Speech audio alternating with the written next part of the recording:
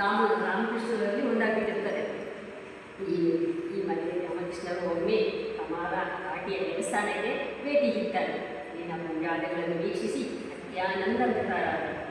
ಈ ಮಧ್ಯೆ ರಾಮಕೃಷ್ಣ ಪರಮಹಂಸರು ಕಮಾರ ಘಾಟಿಯ ದೇವಸ್ಥಾನಕ್ಕೆ ಭೇಟಿ ಕೊಡ್ತಾರೆ. ಅಲ್ಲಿನ ಪೂಜಾದಿಗಳನ್ನು ವೀಕ್ಷಿಸಿ ಅತ್ಯಾನಂದಿತರಾದರು. ಅಲ್ಲಿನ ಪೂಜೆ ನೋಡಿ ತುಂಬ ಆನಂದವಂತರಾಗ್ತಾರೆ. ಶ್ರೀರಾಮಕೃಷ್ಣರೆಲ್ಲರೂ ಕೆಲವು ಕೀರ್ತನೆಗಳನ್ನು ಹಾಡಿದರು. ಹಾಡುತ್ತಾ ಸಮಾಧಿಗೇರಲು ಮಧುರ ಗಾಯನವನ್ನು ಆಲಿಸುತ್ತಾ ಅವರ ಪ್ರಭಾವವನ್ನು ವೀಕ್ಷಿಸುತ್ತಾ ಒಡಗಿಯೂ ಅವಳ ಪರಿವಾರದವರು ರೋಮಾಂಚಿತರಾದರು. ಬಳಿಕ ಶ್ರೀರಾಮಕೃಷ್ಣ ಪ್ರಸಾದ ಸ್ವೀಕರಿಸಿ ದಕ್ಷಿಣೇಶ್ವರಕ್ಕೆ ಮರಳಿದರು. ರಾಮಕೃಷ್ಣ ಪರಮಹಂಸರು ಕೆಲವು ಕೀರ್ತನೆಗಳನ್ನು ಹಾಡ್ತಾ ಏನಾಗ್ತಾರೆ, ಸಮಾಧಿಗೆ ಇರ್ತಾರೆ. ಆ ಮಧುರ ಗಾಯನವನ್ನು ಆಲಿಸುತ್ತಾ ಅವರ ಭಾವಾವಸ್ಥೆಯನ್ನು ವೀಕ್ಷಿಸುತ್ತಾ ಒಡತಿಯೂ ಅವರ ಪರಿವಾರದವರು ರೋಮಾಂಚಿತರಾಗ್ತಾರೆ. ಅದನ್ನು ನೋಡಿಬಿಟ್ಟು ಇವರು ತುಂಬ ರೋಮಾಂಚಿತರಾಗ್ತಾರೆ. ಬಳಿಕ ಶ್ರೀರಾಮಕೃಷ್ಣರು ಪ್ರಸಾದ ಸ್ವೀಕರಿಸಿ ದಕ್ಷಿಣೇಶ್ವರಕ್ಕೆ ಮಾಡಿದರು. ಬಳಿಕ ಶ್ರೀರಾಮಕೃಷ್ಣರು ಪ್ರಸಾದವನ್ನು ತಗೊಂಡು ದಕ್ಷಿಣೇಶ್ವರಕ್ಕೆ ಹೋಗ್ತಾರೆ.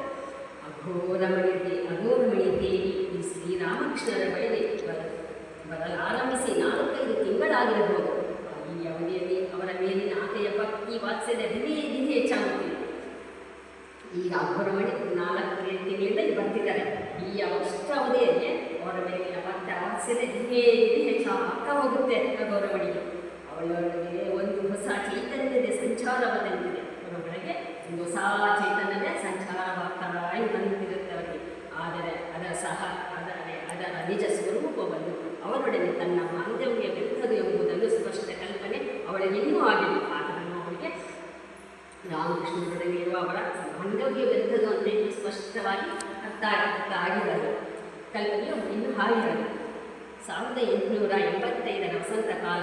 ಒಂದೊಂದು ದಿನ ಅಘೋರಮಣಿ ಎದ್ದಿನಂತೆ ನಸುಕಿನಲ್ಲೆದ್ದು ಜಪಮಾಲೆ ಹಿಡಿದು ಕುಳಿತಿದ್ದಾಳೆ. ಒಂದು ದಿನ 1885 ವಸಂತ ಕಾಲದಲ್ಲಿ ಅವರು ಅಘೋರಮಣಿ ಎಂದಿರುತ್ತೆ ಜಪಮಾಲೆ ಎತ್ಕೊಂಡು ಕುಳಿತಿರ್ತಾರೆ. ಇಂಚಿಷ್ಟು ಜಪ ಮಾಡಿದ ಮೇಲೆ ಅದರ ಫಲವನ್ನು ಇಷ್ಟ ದೇವತೆಗೆ ಅರ್ಪಿಸಿದ ಅವಳ ಇಷ್ಟೆಲ್ಲ ಜಪ ಆದಮೇಲೆ ಇಷ್ಟ ದೇವತೆಗೆ ಅದನ್ನು ಅರ್ಪಿಸಿದ ಮತ್ತು ಕ್ರಮ ಆಗಿರುತ್ತಾರೆ. ಅದಕ್ಕೆ ಮುನ್ನ ಸ್ವಲ್ಪ ಹೊತ್ತು ಪ್ರಾಣಾಯಾಮಕ್ಕೆ ತೊಡಗಿದ್ದಾಳೆ. ಅದಕ್ಕೆ ಸ್ವಲ್ಪ ಹೊತ್ತು ಪ್ರಾಣಾಯಾಮ ಮಾಡ್ಕೊಳ್ತಾರೆ.